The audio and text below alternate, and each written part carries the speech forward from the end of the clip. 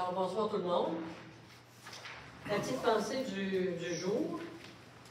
Si nous croyons que la vie ne nous fait pas de cadeaux, serait-ce parce que notre corps est orienté dans la mauvaise direction?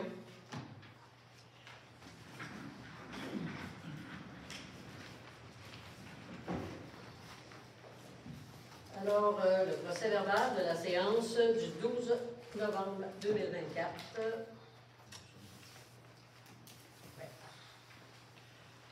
Pascal Bonin? Oui, présent. Diane Louin? Monsieur Lavoie est absent. Jacqueline Goyette? Jérémy? Oui. Monsieur Dumont? Oui. D'accord. Monsieur Pelletier, directeur général et greffier trésorier. J'aurais besoin d'une proposition pour l'adoption de l'ordre du jour. Madame Bonin, tout le monde est d'accord? Oui. OK. À 1.3, adoption du procès verbal de la séance du 8 octobre 2024. Est-ce que tout le monde a pris connaissance du procès verbal du 8 octobre? Y a-t-il des choses à changer? Tout est correct? J'aurais besoin d'un proposeur. Madame Louin, tout le monde est d'accord? Oui.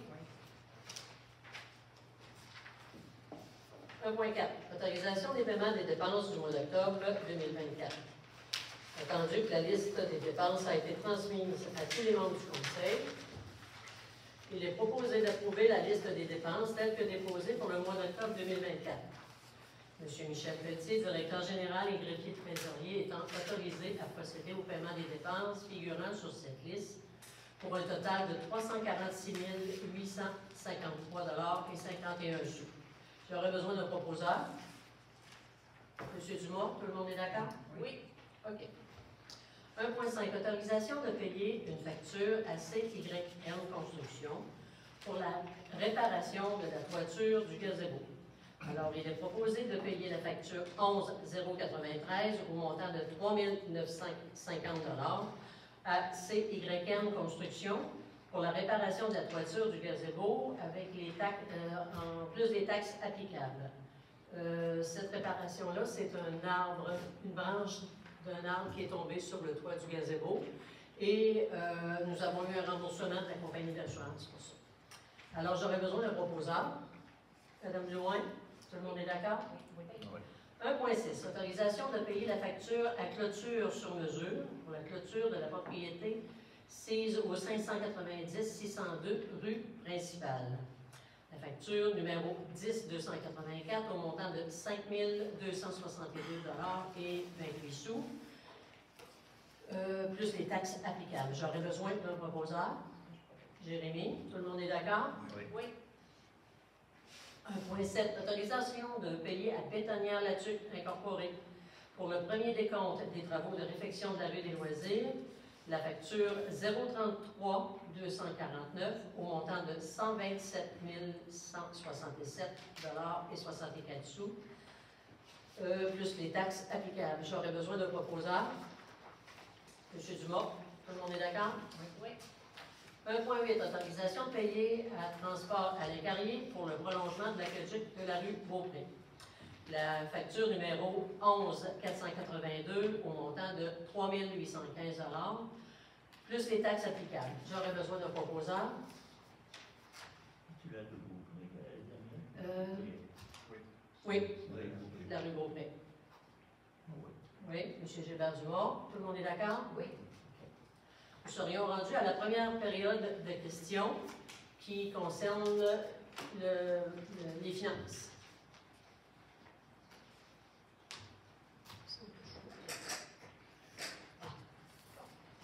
Pas de questions, on continue? OK. 1.1. Avis de motion pour le projet de règlement numéro 545-24 sur la régie interne des séances du Conseil de la municipalité de Rivière-à-Pierre. Pardon? Oui, je lance l'avis de motion.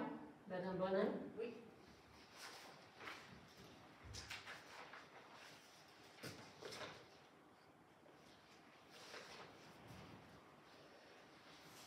Le gouvernement a déposé un projet de loi, le projet de loi 57, Dans ce projet de loi-là, il y a un resserrement au niveau de la régie interne du déroulement des séances du Conseil et les périodes de questions. Donc, nous déposons le projet de loi ce soir. Le projet de règlement, ce n'est pas une loi, c'est un projet de règlement, et il sera adopté le mois prochain. Je vais vous en faire la lecture, mais je ne lirai pas les 8 pages recto verso, mais on a souligné quelques paragraphes. Je vais vous les lire et il sera mis à la disposition des citoyens à partir du mois de décembre quand il va être accepté. Et vous pouvez toujours aller le consulter sur la FQM ou sur le projet de loi du gouvernement du Québec, loi 57.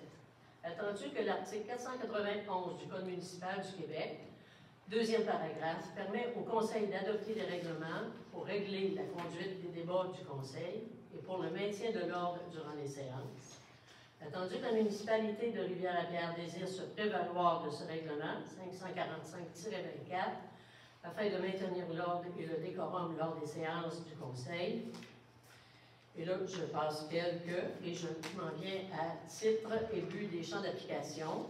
Le règlement 545-24 s'intitule « Règlement sur la régie interne des séances du Conseil et des périodes de questions ». Je tiens à préciser qu'on avait déjà un règlement et que c'est juste une mise à jour. Le présent règlement a pour but de favoriser une saine gestion des séances du Conseil et d'y assurer en tout temps la paix et l'ordre.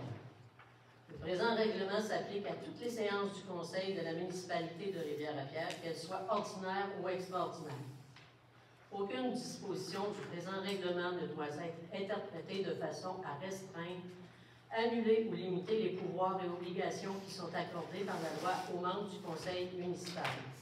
Le maire suppléant et toute autre personne présidant une séance du Conseil est responsable de l'application du présent règlement.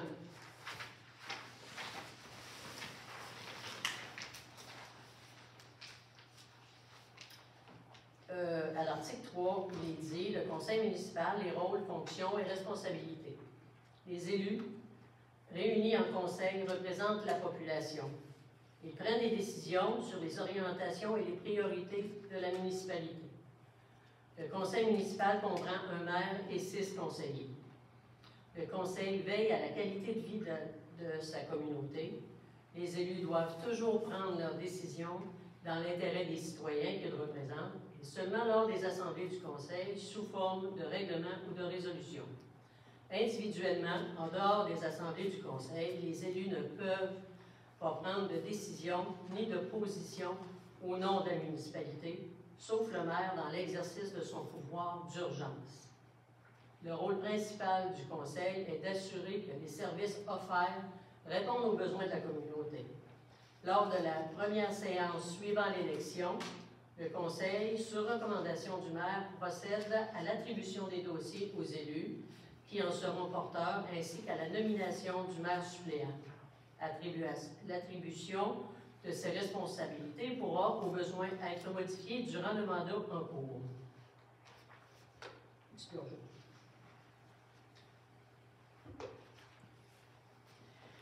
À l'article 4, les séances du Conseil et procédures. Les séances ordinaires du Conseil ont lieu conformément au calendrier établi par résolution avant le début de chaque année civile aux jours et heures qui y sont fixés. À l'article 5, les séances extraordinaires.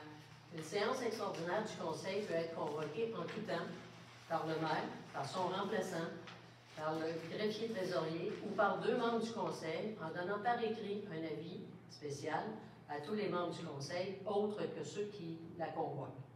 L'avis de convocation doit être donné conformément aux exigences du Code municipal. Les séances extraordinaires du Conseil sont tenues aux jours et heures qui sont fixés dans l'avis de convocation. Seules les affaires spécifiées dans l'avis de convocation sont prises en considération, à moins que tous les membres du Conseil soient présents et y consentent.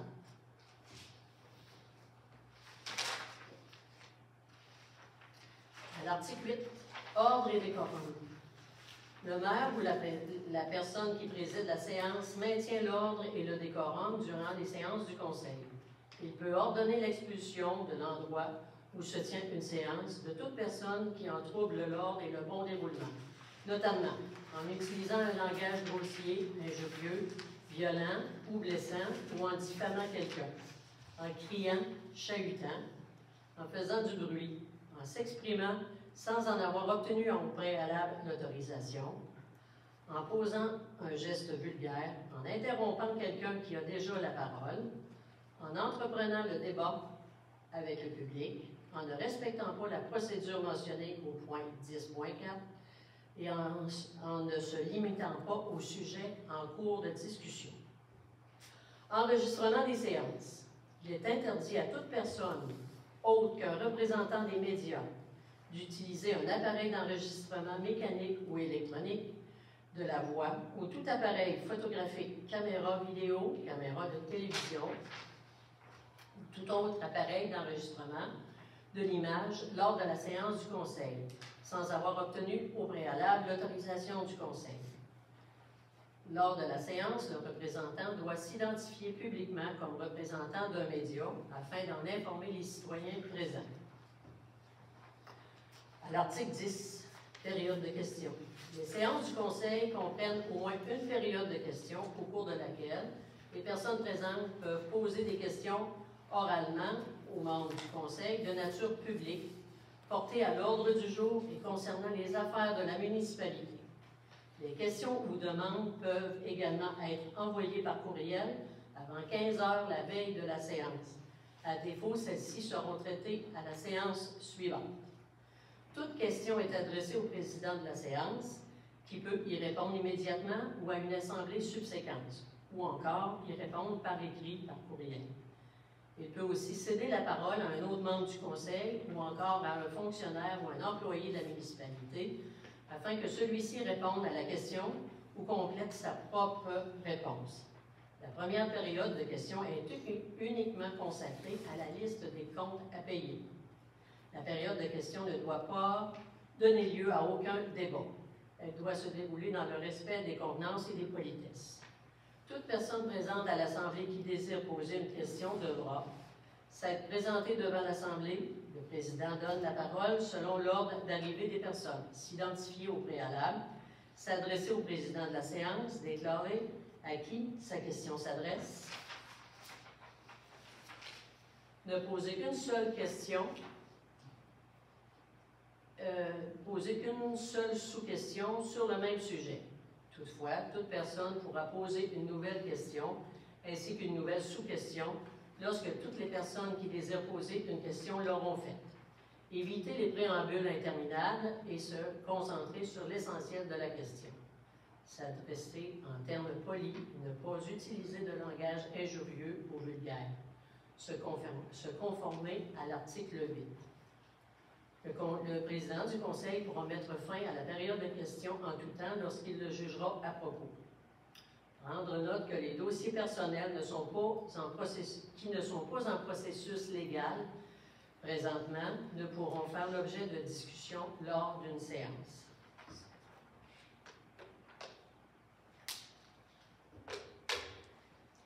Article 11, disposition pénale. Toute personne qui agit en contrevient aux articles 8, 9 et 10 du présent règlement commet une infraction et est passible d'une amende minimale de 500 $ pour une première infraction et de 1 000 $ pour toute récidive. Les frais pour chaque infraction sont en surplus. Les officiers municipaux dûment nommés par résolution sont habilités à émettre des contrats d'infraction en lien avec le présent règlement. Article 12. Disposition interprétative et finale. Tout membre du public présent lors d'une séance du Conseil doit obtempérer à une ordonnance de la personne qui préside l'Assemblée ayant attrait à l'ordre et au décorum durant les séances du Conseil. Aucune disposition du présent règlement ne doit être interprétée de façon à restreindre les pouvoirs qui sont accordés par la loi aux membres du Conseil municipal. Les considérants du présent règlement en font partie intégrante. Alors, comme je vous ai dit, vous pouvez aller voir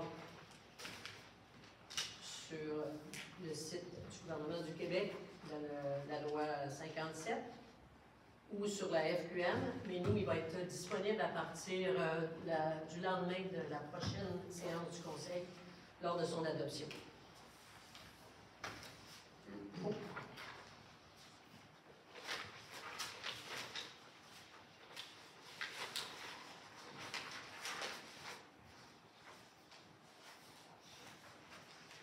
Sécurité civile.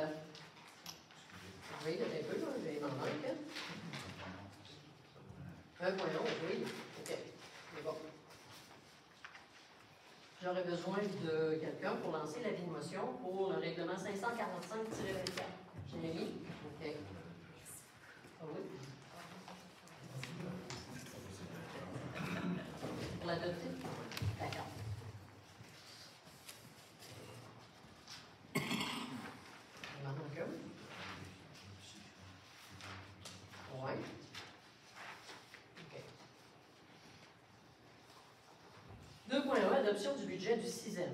Considérant l'entente intermunicipale du CISEM, CISEM, c'est la sécurité incendie dans le secteur de Méginac, les deux municipalités avec qui nous sommes jumelés pour le service incendie, Notre-Dame-de-Montauban et Lac-aux-Sorts.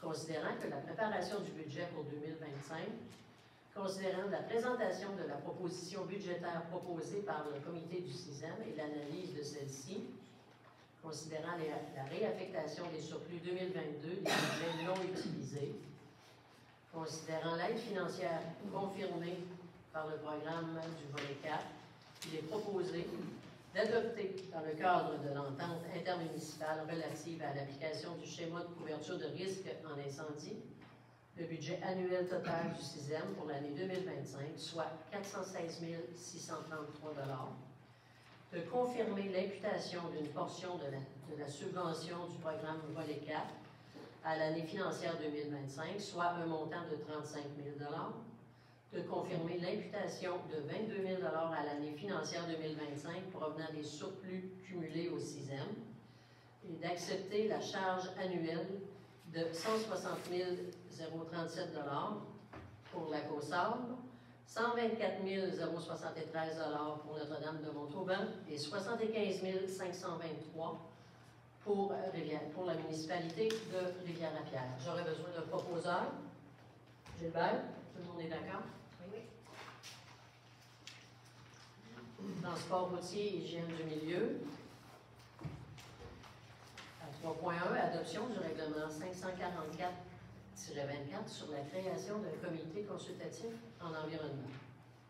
Considérant que l'article 19 de la loi sur les compétences municipales accorde aux municipalités des pouvoirs en matière d'environnement, attendu que ce conseil est favorable à la création d'un comité consultatif en environnement qui sera spécialement chargé de sensibiliser, éduquer et impliquer les citoyens de façon à promouvoir par des actions concrètes une qualité de vie en harmonie avec l'environnement, attendu que le conseil municipal de Rivière-la-Pierre trouve opportun d'avoir la participation des citoyens sur ce comité afin d'aider le conseil dans les questions concernant la protection de l'environnement sur le territoire, attendu qu'un avis de motion relatif au présent règlement a été donné par Jacqueline Goyette à la séance régulière du conseil tenue le 8 octobre, il est proposé d'adopter le règlement 544-24 sur la création d'un comité consultatif en environnement. J'aurais besoin d'un proposeur. Madame Bonin, tout le monde est d'accord? Oui. Est-ce que tu voudrais apporter des précisions, Jacqueline, à ce règlement? Pas de problème. Est-ce que je parle assez fort? Attends. Oui. OK. Donc, le règlement qui est présenté actuellement, qui va être adopté, il regroupe trois grandes activités. On avait un comité environnement au départ qui touchait seulement certains petits volets ponctuels et qui se réunissait peut-être 4-5 fois par année. Donc, il n'y a pas un rôle majeur. Par contre, dans le contexte de l'ensemble des discussions qui sont en cours sur la protection des lacs en général, la protection de l'environnement, il y avait un autre comité qui avait été formé et qui n'avait pas encore commencé à exercer. Finalement, dans le cadre du plan stratégique de la municipalité, il y avait 3 volets, volet économique, il y avait un volet social et il y avait un volet environnement également. Donc, si on a eu 3 comités environnement, ce qui n'avait aucun sens. Fait que, actuellement, il y a un comité environnement qui va toucher tous les volets. Protection des lacs, environnement en général au niveau de la municipalité. Et sur ce comité-là, il est prévu d'y avoir jusqu'à 9 personnes. Donc, ceux qui étaient déjà prévus sur les autres comités sont réunis dans une même équipe. Okay? Donc, on va jouer entre 6 et 9 personnes. L'objectif, c'est d'être 9, de façon à ce que lorsqu'on va faire des réunions, qu'on ait toujours un minimum de 5 personnes présentes. Est-ce qu'il va y avoir des personnes du public? Oui, effectivement, il est prévu d'y avoir au minimum 2 conseillers, maximum 3. Les autres sont tous des gens du public. Incluant l'ARC, évidemment. Là, je vois monsieur, excusez-moi, de ce côté-là, mais 5 personnes du public, possiblement 6 personnes du public en général. Merci, M. Goyette. Au point numéro 4, en urbanisme, 4.1, résolution du conseil municipal entérinant et confirmant la réalisation des travaux visés par la reddition de compte finale, considérant que la municipalité a pris connaissance du guide relatif au PRABAM, considérant que la municipalité doit respecter les modalités de ce guide qui s'applique à elle pour recevoir la contribution gouvernementale qui lui a été confirmée dans une lettre de la ministre des Affaires municipales et de l'Habitation, il est proposé que les membres du Conseil entérinent et confirment la réalisation des travaux visés par la reddition de compte finale, que la municipalité a pris connaissance du guide du PRABAM et elle s'engage à en respecter toutes les modalités s'appliquant à elle, que la firme Mallette soit mandatée pour effectuer l'audit et la reddition de compte final pour le PRABAM. J'aurais besoin d'un proposeur. Gilbert, tout le monde est d'accord? Oui. Loisirs et services à la collectivité, et on n'a rien. 6, à correspondance. Support de la municipalité pour l'obtention de subventions pour l'amélioration de la coopérative d'alimentation de Rivière-à-Pierre. Attendu que la coopérative d'alimentation de Rivière-à-Pierre a un important projet d'investissement pour améliorer ses services à la population, ses coûts d'opération, ainsi que la sécurité et la santé au travail. Attendu que la coop a entrepris des démarches auprès de différents organismes gouvernementaux et paragouvernementaux pour obtenir des subventions afin de préserver sa santé financière et d'offrir une meilleure offre à la clientèle, il est proposé que le conseil municipal confirme son accord avec tel projet et qu'il appuie la coop dans sa concrétisation de ce projet en raison des impacts les plus positifs sur la communauté. J'aurais besoin d'un proposeur. Jérémy, tout le monde est d'accord? Oui. Nous serions rendus à la deuxième période de questions.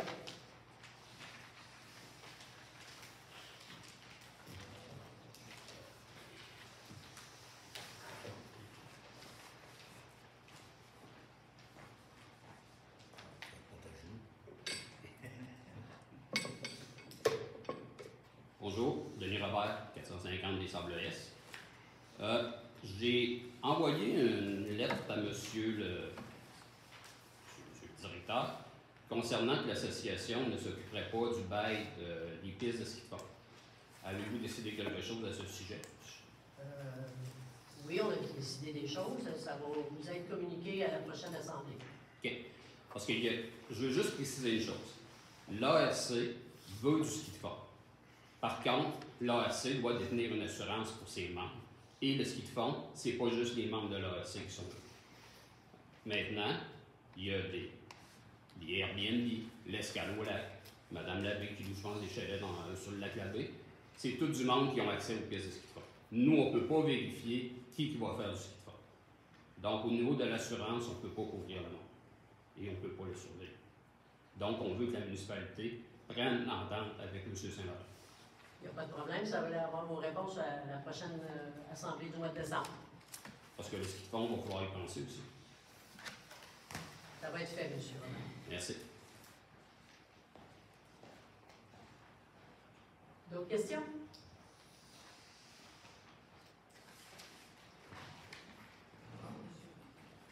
Vincent Haché, bonsoir.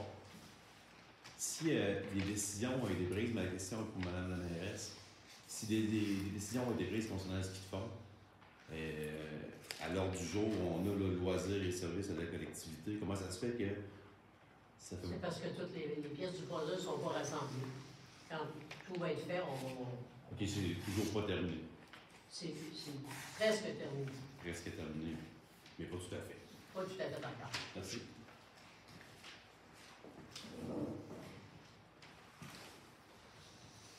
Louise Gaboury, 605 Avenue de Lille. Je vous amène dans un autre domaine.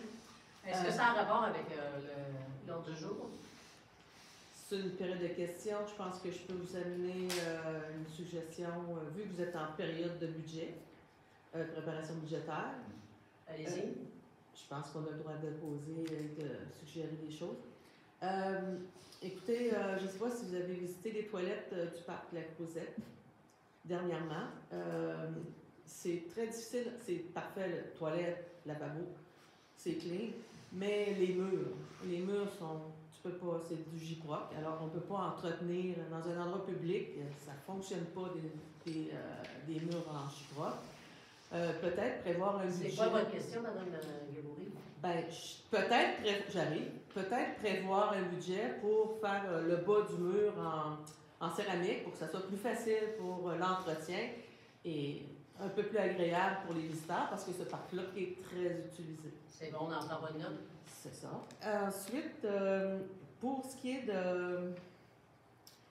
vous n'avez pas parlé de Polycar, ce qui est un dossier, je pense, très important pour la Il n'est municipalité. pas sur l'ordre du jour.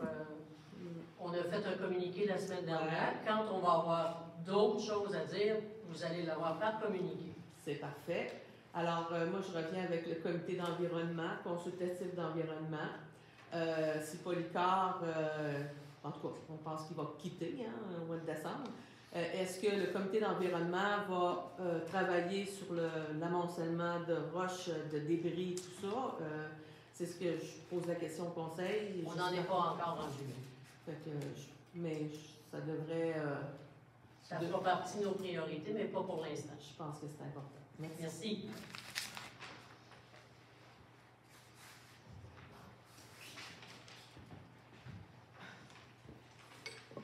Franck Moffett, Calvaire. Vous avez parlé de l'enregistrement, OK, des séances de conseil qu'on n'a pas le droit, blablabla. Sauf que, Moi, j'ai lu le règlement. oui, il manque une ligne, votre affaire. C'est qu'on ne peut pas enregistrer si vous enregistrez et que vous mettez sur Internet le lendemain. Et voilà. Vous ne l'avez pas dit. C'est pour ça, là. Bon. Ah, ben c'est ça. Mais il faut que ça soit garanti qu'il est sur le site Internet le lendemain. Je vais demander à M. Pelletier de répondre à la question. La réponse est assez simple. C'est dans le texte de loi. On n'est pas obligé de le mettre dans le règlement. Étant donné que c'est dans la loi doit être respectée en tout temps. Donc, quand dans le texte de loi, ça dit que si on ne permet pas d'enregistrement, on doit le faire. On doit faire un enregistrement vidéo et le rendre disponible le lendemain sur notre site Internet. C'est ce qu'on fait. Mais ça, c'est dans le texte de loi, ça ne va pas être dans le règlement. Donc, vous allez le respecter. Oui. À venir à date, on a eu quelques déboires techniques, mais on s'améliore de mois en mois. Ouais. OK.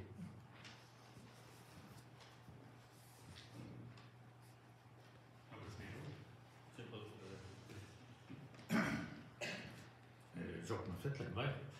Le mois passé, vous avez dit que vous étiez pour recevoir le montant de la démolition de la Maison Bleue. C'est fait? Parce que c'est un bon montant. Bon, premièrement, c'est mon... C'est M. Pelletier qui m'a répondu. Bon.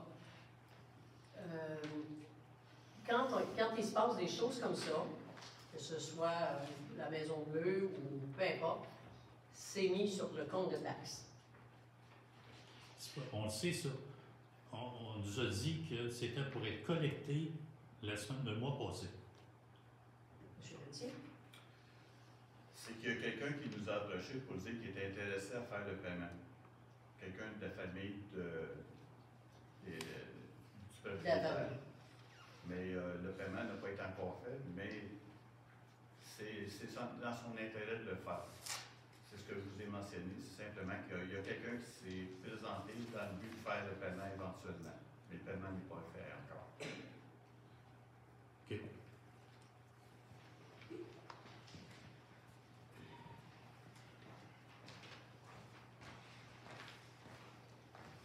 Denis Robert, 450, avenue des Sables-Lys. Vous faites des dépôts de projets, vous adoptez des règlements.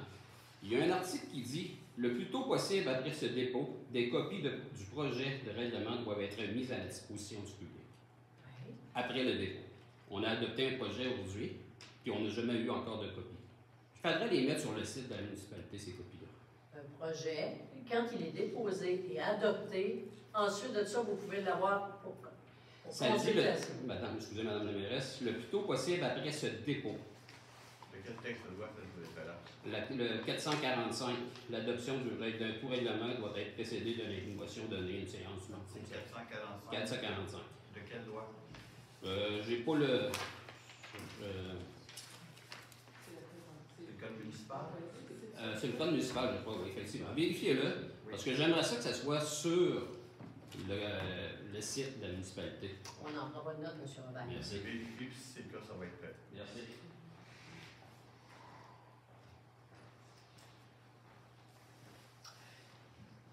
Tout à l'heure, j'ai oublié. S'il n'y a pas personne d'autre qui a des questions, l'agenda du maire. J'étais 2 semaines parti, mais les 2 semaines, quand je suis revenu, là, j'ai fait pas mal de choses. D'habitude, ça vaut en premier, ça, mais là, si vous êtes intéressé, je vais vous en faire part. Le 23 octobre, je suis revenu le 21 au soir, OK? Faites du travail de bureau, justement, à propos de Polycar avec la fermeture et tout ça, et le projet garderie. Le 24, j'ai fait une rencontre téléphonique avec M. Drolet du comité Boisier. Le 25, on a eu une rencontre pour la journée de l'armistice. En passant hier, ce fut encore une belle cérémonie. Et nous avons eu une subvention de 1 800 $ pour pallier aux dépenses que cette journée a encourues. Rencontre, OK. Et discussion, la même journée, j'ai parlé avec M. Caron pour la fermeture de l'usine. Le 26, samedi le 26, c'était l'ouverture de l'aire de restauration à la coop. Donc, il y avait une petite cérémonie. Lundi le 27, assemblée pour la vélopiste. Mardi le 29, comité de travail à la MRC. Jeudi, le 31, travail de bureau, distribution de chocolat chaud le soir au gazebo parce que c'était l'Halloween. Vendredi 1er novembre, rencontre avec nos députés de la Chambre de commerce de Saint-Raymond et quelques maires concernés par la fermeture de Polycar. Lundi, le 4, on a eu une rencontre avec le comité 6e à Notre-Dame de Montauban. Mardi passé, c'était le caucus. Mercredi, du travail de bureau. Jeudi, conférence de presse à Cap-Santé et caucus pour le budget en soirée, parce que, comme vous le savez, nous sommes à travailler sur le budget pour l'année 2025. Et hier, c'était l'armistice et la conférence de presse pour la garderie. Et aujourd'hui, c'est la séance du conseil. D'habitude, je dis ça en premier, mais là, je l'ai floppé. Est-ce que vous avez d'autres questions?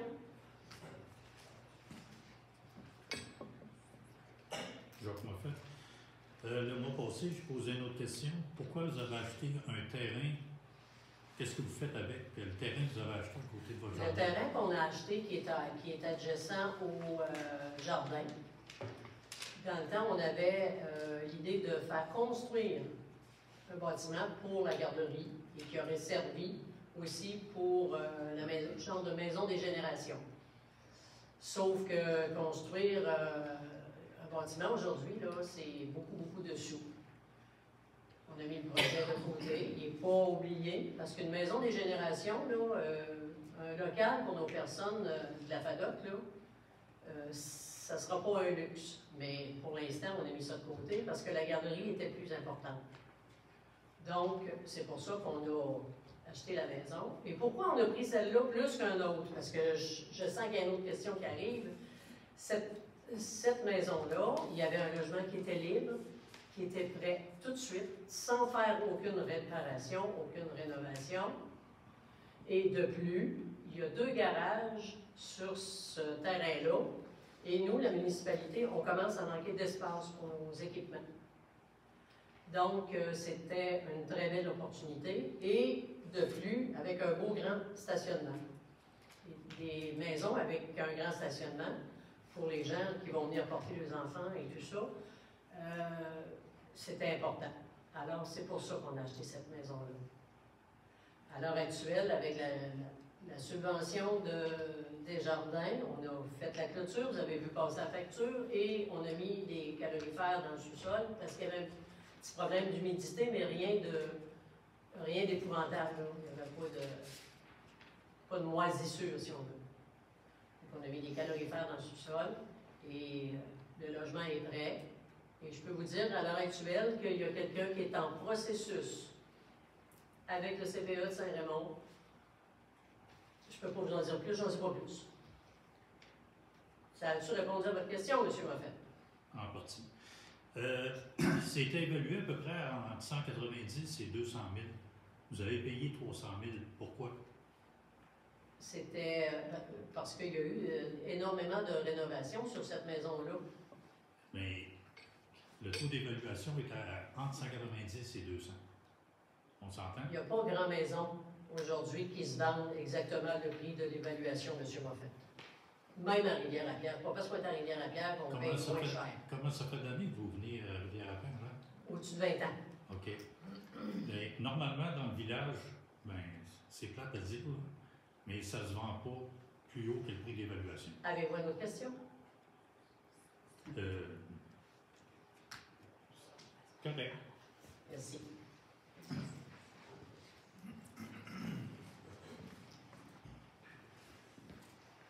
Moi, je vais me monter un peu. Là. Oui. Bonjour, Bruno Morin. Moi, je suis nouveau ici de Rivière-à-Pierre.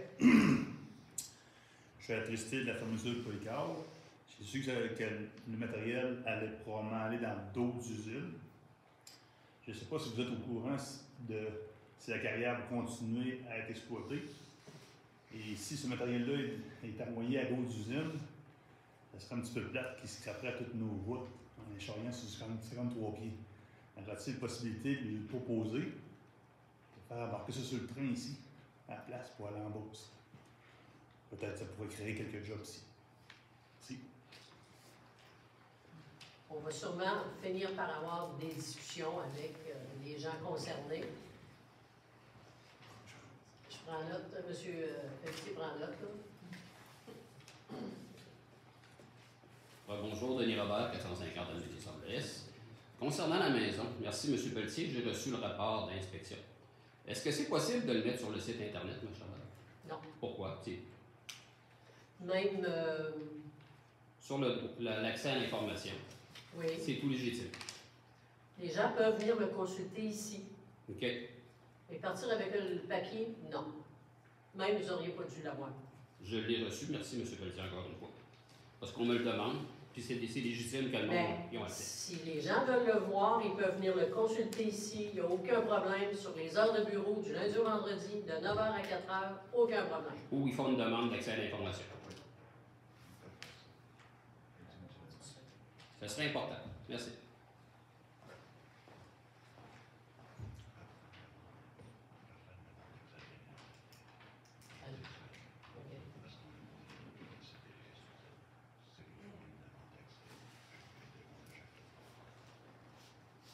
Pas lui donner le oui.